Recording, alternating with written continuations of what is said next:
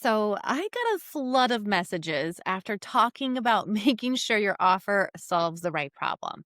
And people were saying, okay, Rachel, I get it. I need to figure out what problem I'm actually solving. But then what? How do I turn that into an offer that people actually want to buy? And honestly, that's the exact right question because knowing the problem is step one. But there's a big gap between I understand my client's problem and I have an offer that makes them pull out their credit card.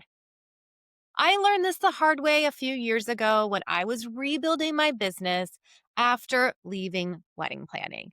I knew the problem I wanted to solve. Community builders were burning out, trying to show up 24/7 in their communities.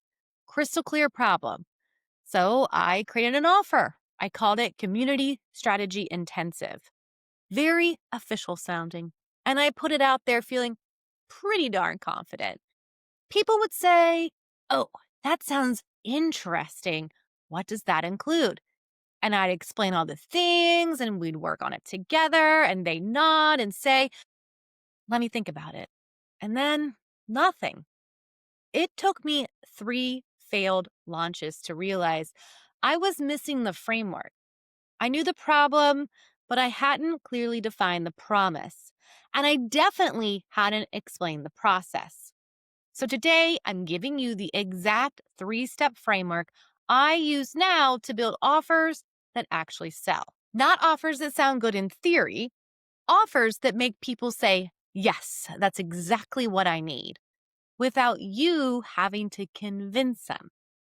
Okay, friends, let's dive in. Hi, friends. I'm Rachel Starr, former wedding planner, recovering people pleaser, and someone who once believed hustling harder was the answer. Spoiler, it wasn't. These days, I help creative entrepreneurs build businesses that don't depend on burning out.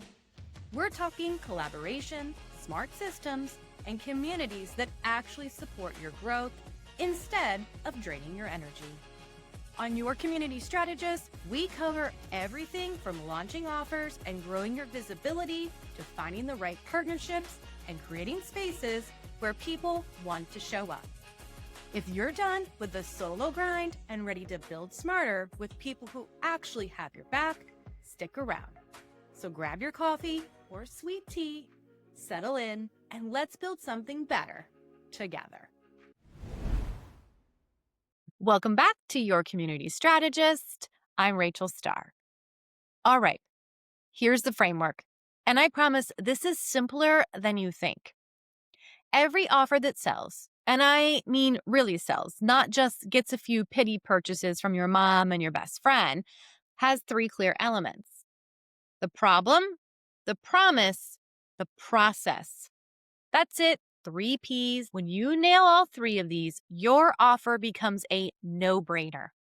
People understand exactly what you're solving, what they'll get, and how you're going to get them there. When you're missing even one of these, your offer feels unclear, your sales calls feel like pulling teeth, and you end up wondering why no one's saying yes. So let's break down each one. First up, the problem and why vague doesn't sell. Your problem needs to be specific, immediate, and painful. Not, "You're struggling with marketing." It's way too vague. Not, "You'll need better systems eventually." That's not immediate. Your problem needs to be something your ideal client is actively dealing with right now that's making their life measurably harder. Here's the test. Can your ideal client read your problem statement and immediately think, "Oh my God, yes, that's exactly what I'm dealing with"? If they have to think about it or translate it, it's not specific enough. Let me give you some examples. Vague problem. You need help with email marketing. Specific problem. Your email list sits there unused while you panic post on Instagram hoping someone will buy. See the difference? The second one paints a picture. You can feel the frustration. Vague problem. Your systems need improvement. Specific problem. You're spending 10 plus hours a week on repetitive tasks that could be automated, and you're too exhausted to take on new clients. One is theoretical, the other is Tuesday afternoon. Here's why this matters. People don't buy solutions to vague problems. They buy solutions to the specific, painful thing that's keeping them up at night. So before you do anything else, write out the problem you're solving in one clear sentence and make sure it's specific enough that your ideal client feels seen.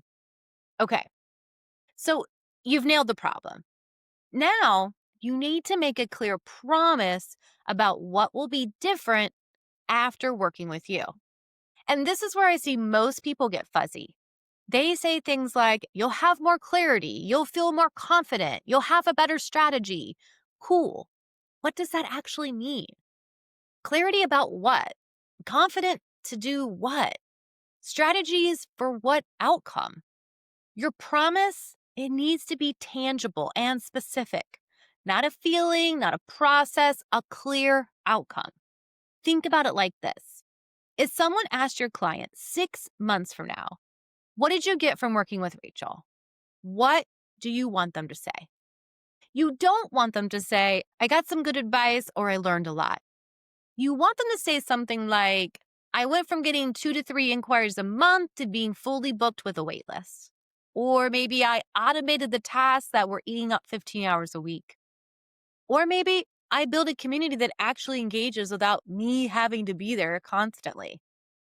See how those outcomes, not feelings, not processes, results. Your promise should complete this sentence.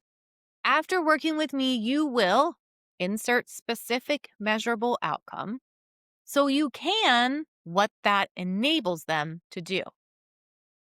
Let me show you how this works with real examples. Weak promise. You will have a better social media presence. Strong promise. You'll have a 90-day content calendar and a simple posting system so you can stop scrambling for what to post every single day. Weak promise. You'll feel more organized. Strong promise. You'll have a client onboarding system that runs on autopilot so you can take on 3 times as many clients without drowning in admin work. The strong promises are specific, they're measurable, and they paint a clear picture of what life looks like after. Here's the thing about promises. They need to be believable, but also compelling. If your promise is too small, nobody cares. You'll have a slightly better Instagram bio. Okay, cool. But is that worth investing in? If your promise is too big, no one believes you. You'll make 6 figures in 30 days. Yeah, sure, and I have a bridge to sell you. Your promise needs to hit that sweet spot where someone thinks, that would actually solve my problem, and it seems doable. All right, so you've identified the problem. You've made a clear promise. Now you need to explain the process. And this is where a lot of people either over-explain or under-explain. You don't need to give away all your secrets, but you do need to give people enough confidence that you know how to deliver on your promise. Think of your process as the roadmap, not every single turn, but the major landmarks along the way. Your process should answer, how are we going to get from problem to promise? And the best processes are simple. 3 to 5 clear steps, not 15. Not, we'll figure it out as we go. Let me give you an example. Say you're a brand strategist and your problem is you're confusing potential clients because your messaging is all over the place. Your promise is you'll have clear, compelling brand messaging that attracts your ideal clients and makes sales conversions easier. Your process might look like step 1. We clarify who you're actually talking to and what they need to hear. Step 2. We craft your core messaging, the one thing you want to be known for. Step 3. We apply that messaging across your website, social media, and sales conversations. Simple, clear, easy to understand. Notice I'm not saying in step one, we'll do a 47-point brand audit using your proprietary framework and then we'll create a dedicated persona map. Ugh, nobody cares about the 47 points. They care that step one gets some clarity on their audience. Your process should feel doable and logical. When someone hears your process, they should think, okay, that makes sense. I can see how that would work. If they're confused about how the steps connect or why you're doing things in that order, simplify. All right, so now let's see what this looks like when you put all three pieces together. I'm going to give you a few examples of complete offers using this framework. Our first example is going to be for an OBM. So your problem is you're drowning in client work and can't take on new projects because you're spending 15 plus hours a week on repetitive admin tasks. Your promise? You have automated systems for your top 3 time drains so you can reclaim 15 hours a week and take on higher paying clients. The process. Step 1, we audit your current workflow and identify your biggest time suckers. Step 2, we set up automations for those tasks using tools you already have. And step 3, we test and refine the system so they can run without you. Example 2, for a community builder. Let's say your problem is your community feels like a ghost town and you're the only one posting, which is exhausting and unsustainable. The promise? You'll have an engaged community where members are posting, supporting each other, and showing up consistently without you having to be online 24/7. Now, here's the process. Step 1, we'll redesign your community structure so members actually know where to go and what to do. Step 2, we create engagement rituals that happen on autopilot. And step 3, we activate your lurkers with a simple 30-day engagement plan. All right, and example number 3 for a brand designer. Let's say your problem is your portfolio gets compliments, but you're not booking clients because people can't figure out what you actually do or who you work with. Your promise? You'll have a portfolio website that's clearly positioned as the go-to designer for your specific niche. And it converts visitors into inquiries. The process? Step 1, we clarify your niche and the specific transformation you deliver. Step 2, we design a portfolio that speaks directly to that ideal client. Step 3, we create a simple lead magnet that turns visitors into qualified leads. See how each of these paints a complete picture? You know the problem, you know what you're getting, and you know how you're getting there. That's what makes an offer easy to say yes to. Now, before we wrap up, I want to call out the most common mistakes I see when people try to use this framework. Mistake number 1, solving multiple problems in one offer. Your offer should solve one core problem really well, not 3 kind of well. If you're trying to help with messaging and systems and strategy all in one package, you're going to confuse people. Pick one problem, solve it well, create separate offers for the other problems. Mistake number 2, making promises you can't control. Don't promise you'll make 6 figures or you'll get 10,000 followers. You can't control those outcomes. What you can control is the deliverability. Promise the thing you're actually delivering, the strategy, the system, the website, and what that enables them to do. Mistake number 3, overcomplicating the process. If your process has 12 steps, it's too complicated, my friend. Simplify it to the major milestones. Remember, your potential clients don't need to know every little thing you do. They just need to trust that you have a clear path from A to B. Mistake number 4, using jargon in your problem, promise, or process. If you're saying things like holistic brand ecosystem or strategic alignment framework, stop immediately. Use the words your actual clients use. Talk like a human. All right, a quick test to see if you've nailed this framework. Can you explain your offer in 3 sentences? Sentence 1, the problem. Sentence 2, the promise. And sentence 3, the process. Just the overview, not all the steps. If you can do that and someone immediately gets what you do and why they'd want it, you nailed it. If you're stumbling or it takes you 5 minutes to explain, you need to simplify. Here's another test. Show your offer to someone who's not in your industry. Can they explain it back to you? If not, it's too complicated.